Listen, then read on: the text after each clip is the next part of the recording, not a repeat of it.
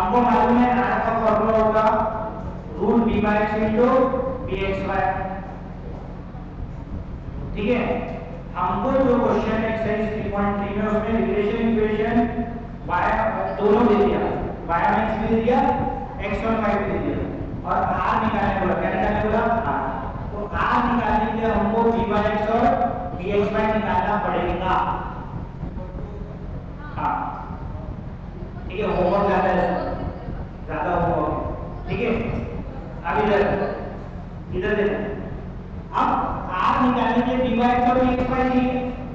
अब b by x और b x Y के लिए रिग्रेशन इक्वेशन y1 x1 और xn y1, तो दो इक्वेशन तो दिया है, पर इसमें कौन सी y1 x है कौन सी x1 y को ही दिया था। बोला क्या उसने, कौन सी y1 x और xn y बोला क्या नहीं, पहली y1 x है कि दूसरी y1 x है वी डोंट नो। ठीक है, तो इसमें एजम्पशन करना पड़ता, क्या करना पड़ता, एजम्पशन करना पड़ता अपनी मर्जी से। पहली वाली को तो y1 x के लिए, तो दूसरी वाली को x और y, फिर उससे b बाई x और x वाई की वैल्यू निकालना पड़ता। वो कैसे निकालना पड़ता बताऊंगा। फिर वो वैल्यू सही आई क्या ये देखना पड़ता, वो भी सही आई तो बताऊंगा कैसे देखना पड़ता। ठीक है, कभी अपना एजम्पशन सही हो जाता, कभी अपना एजम्पशन गलत हो जाता। समझो मैंने ये b बाई x से अज्यूम कर दिया और ये y1 x से अज्यूम कर दिया, ये एजम्पशन से जो मेरा आंसर निकले वो गलत है, तो मतलब ये मेरा एजम्पशन गलत था, तो उल्टा और सही है।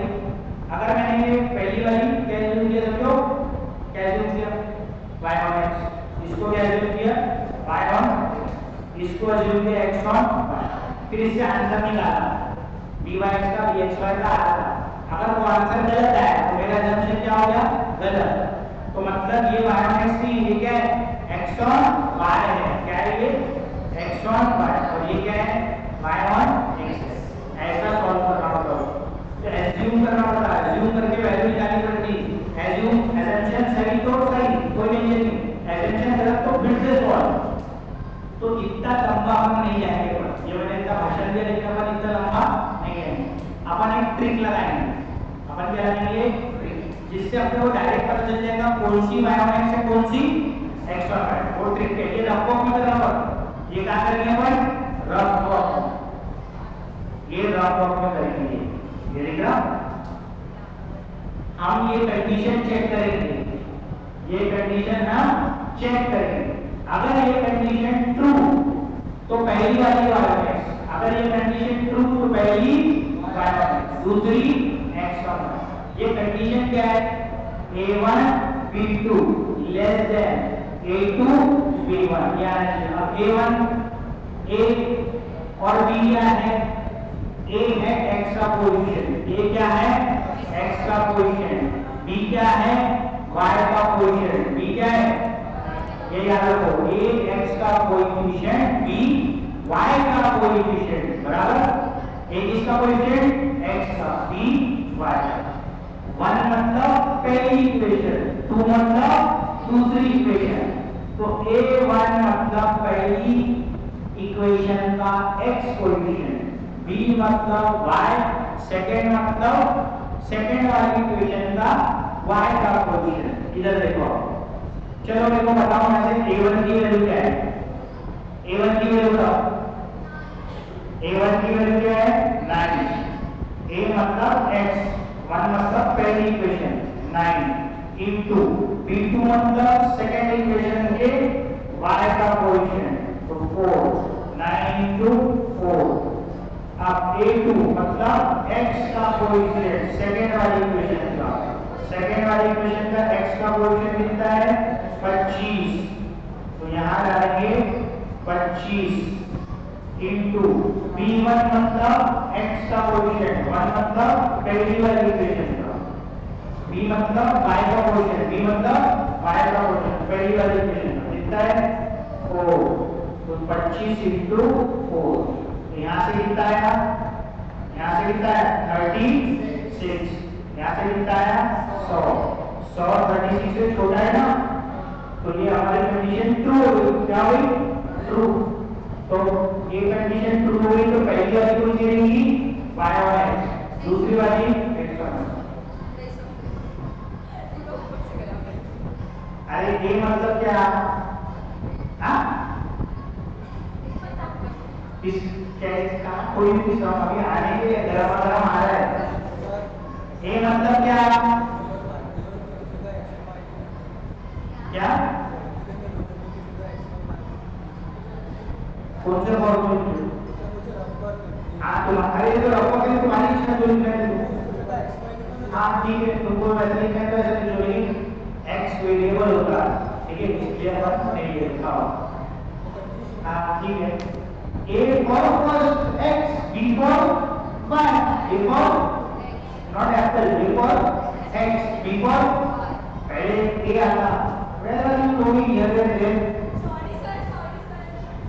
ठीक है, हाँ A मतलब क्या लेना है? X, B मतलब लिख देता हूँ। हाँ हाँ ठीक है, कितना करना है?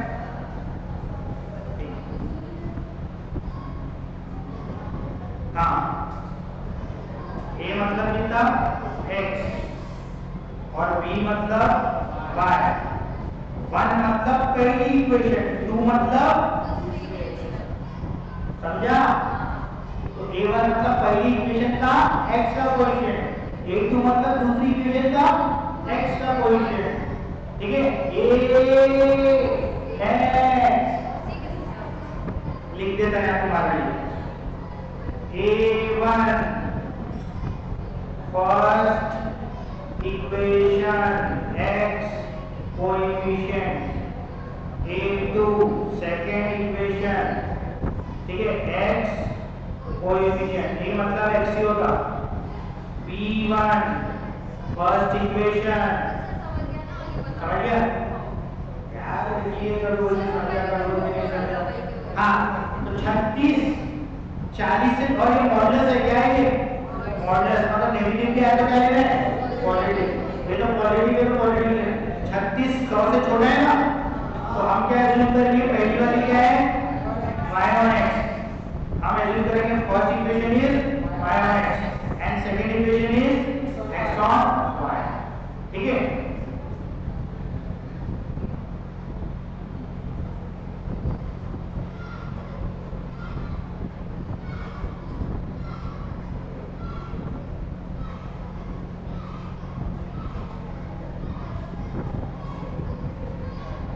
ठीक है, एक मिनट पेमेंट कर देता हूँ। क्या बोलना? अबे वो रखोगे तो ये फॉर्मूला तो पहले बता दिया ना, उस दिन ही हो गया, उस दिन याद नहीं किया वो।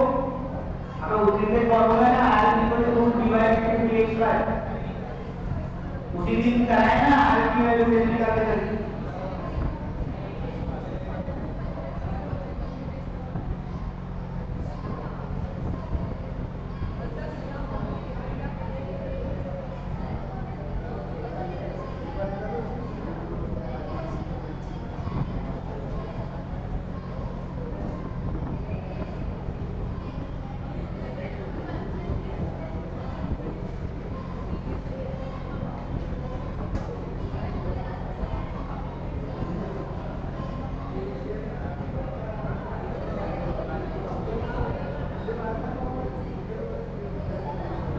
हाँ सब ध्यान से बिल्कुल बातें नहीं होंगी तो थप्पड़ भी मारूंगा नहीं मारूंगा, ठीक है।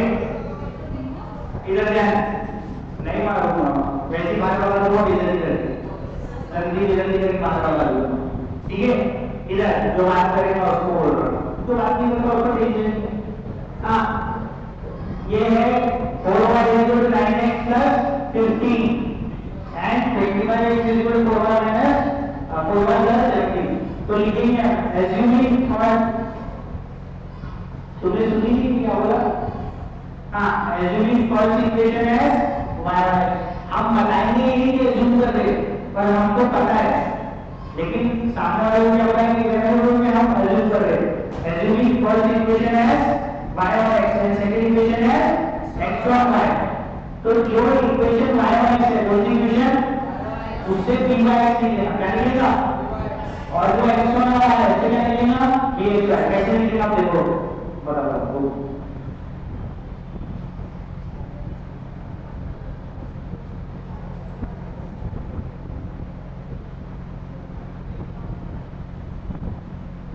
ये पहली इक्वेशन है, इसको हमने क्या अज्यूम करे y on x, y को अकेला करो, y के कोएफिशिएंट को 1 करो, तो 4 से डिवाइड करना पड़ेगा, कैसे डिवाइड करना पड़ेगा 4 से, तो यहाँ क्या बचेगा y is equal to 9 by 4x plus 15 by 4 हो गया।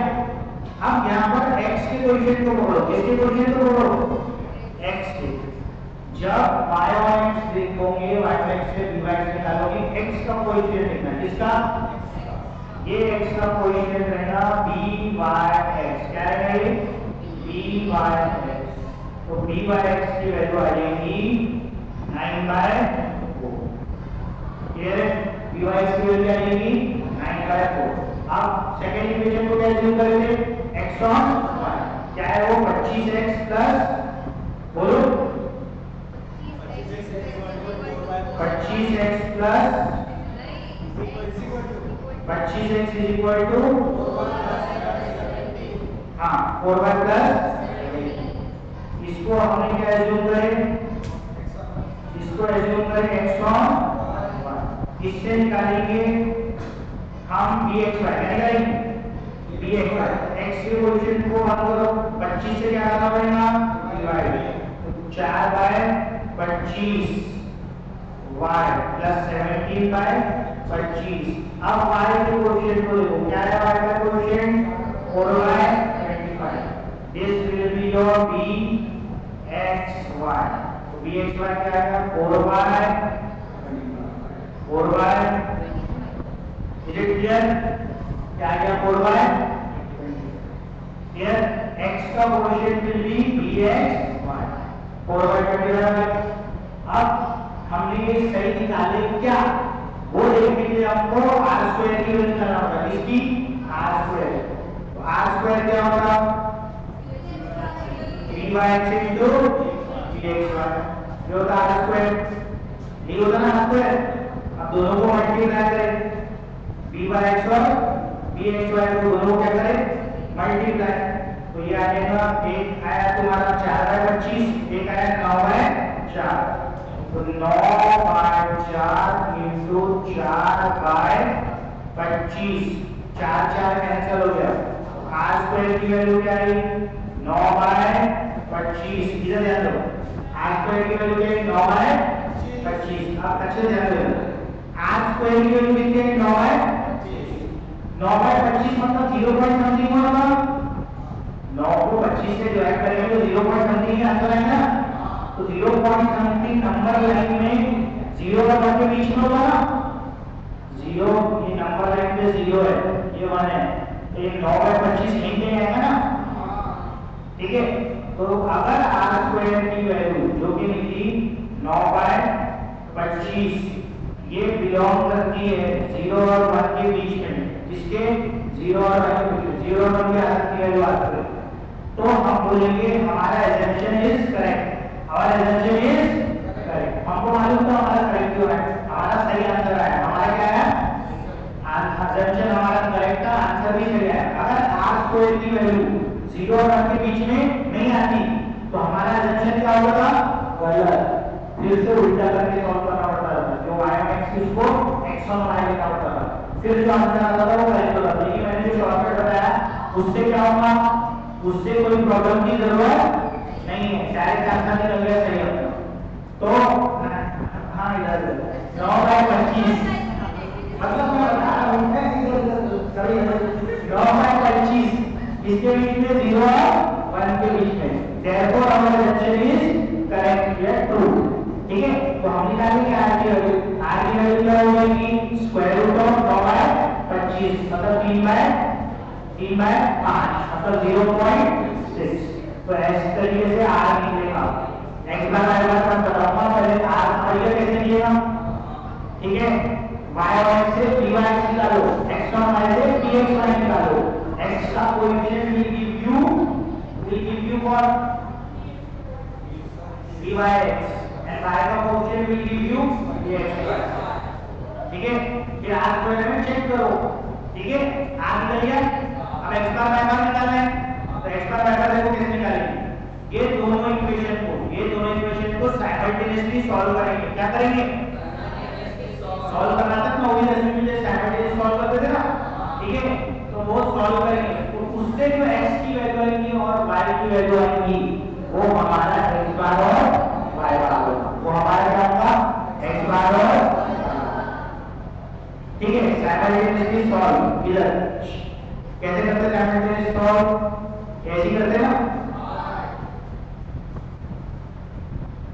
ये देखो, ये दोनों इक्वेशन को साइमल्टेनियसली सॉल्व करना है। अगर तो इसको यहाँ लिख दिया, एक इक्वेशन क्या है? 9x माइनस 4y माइनस 15, ऐसे है ना। 4 को उधर लेके गया तो माइनस 4y हो गया इज इक्वल टू माइनस 15। अगली इक्वेशन क्या है? 25x is equal to 4y plus 25x minus 4y is equal to 70।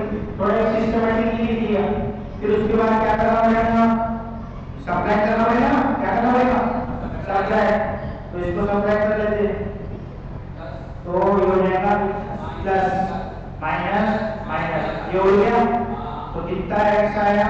Minus 16x is equal to minus 32। x is equal to 2। अभी x की वैल्यू तो कोई भी इक्वेशन में डाल दो, तुम्हारी इच्छा क्या है उससे कैंसिल हो जाएगी y की वैल्यू, वो क्या हो जाएगा? y बार, ये x बार। चलो डाल देते हैं।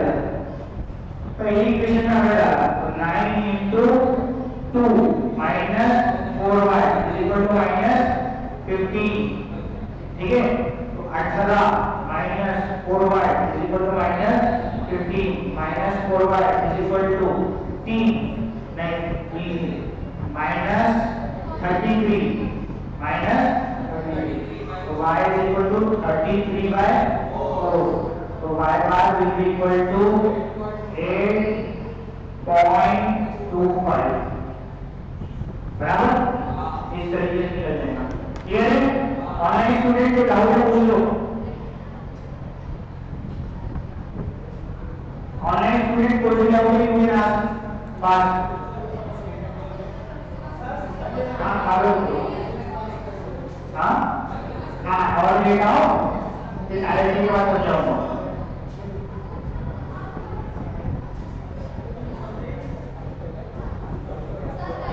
नाम क्या हो? एक मिनट, 6:30 बजे आना था, जल्दी क्यों आया? बहुत जल्दी आ गया, इंतजार कर रहे हो। देख लो डाउट पूछो अपने स्टूडेंट, निकालो ना तुम लोग। अरे निकाले तो मैडम आगे पानी लगे वापस। हाँ नहीं तो 6:30 बजे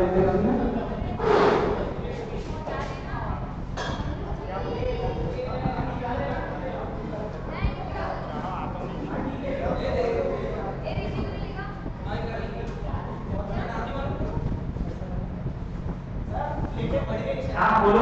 ऑनलाइन स्टूडेंट क्या करेंगे? समझ में आया था प्रोसीजर?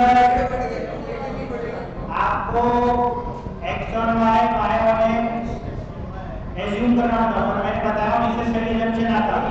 अबे रिकॉर्डिंग चालू